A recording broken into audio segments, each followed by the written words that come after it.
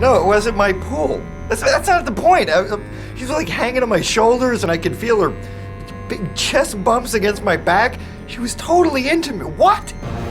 No, she was a strong swimmer. I'm telling you. She wasn't drowning. She was into me. I don't know. It was like a one piece with a racing stripe down the side. That's ridiculous. Why would that mean she was sloppy? Didn't have a detachable skirt. It was a regular bathing suit.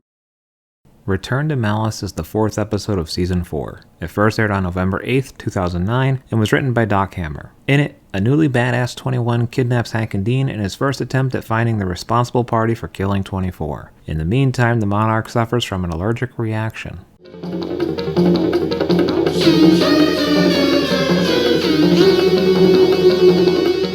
The dish that likely causes the Monarch's face to swell up is rocket and sunchoke. Rocket is another name for arugula, and sunchoke is a fancy kind of artichoke called a Jerusalem artichoke. After Hank is caught by a henchman, the henchman says that he is mint in box. This is a phrase used in the world of nerdy collectibles to describe a product in perfect condition that's never been opened. Clearly, 21 has taught the henchman he's working with this lingo. The Monarch says he looks like John Merrick. The Monarch is referencing Joseph Merrick, the Elephant Man, a severely disfigured man born in 1862 who spent much of his life as a sideshow freak. A movie was made about him, and for some reason his name was changed from Joseph to John.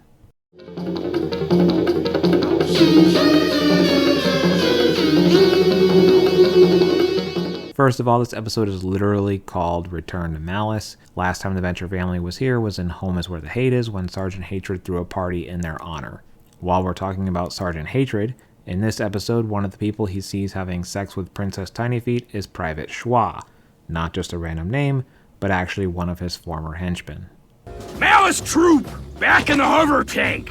Private Schwa! Sir? Yeah, that's the gang where they want to stop for chow. Sir, yes, sir. I'm thinking lentil soup. See if Oban Payne is okay. Prior to this episode, we've gotten glimpses at the newly badass 21, but this is the first time we're formally introduced to 2-ton 21. In a flashback, we learn about how he's grown and changed over the past several months. We see a bit of him hanging out with the Orchard Street Wolfpack, who were previously seen accompanying him in the season premiere, and we get a quick callback to Home Insecurity in this line. This was no ordinary 8th grade Washington trip. This was the day that I was to be stolen into the life of a How about you? Why'd you join up?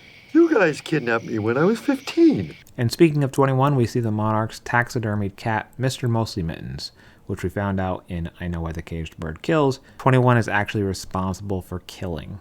Okay, you might want to let me go. Fair warning, because when I get scared, I get super gassy. Plus, once I threw up in this kid that sat in front of me in a tilt-a-whirl. Don't forget about the time you passed out on the Monarch's cat. Oh yeah, I killed Mr. Mostly Mittens. Wait, oh my god, you're 24! Duh.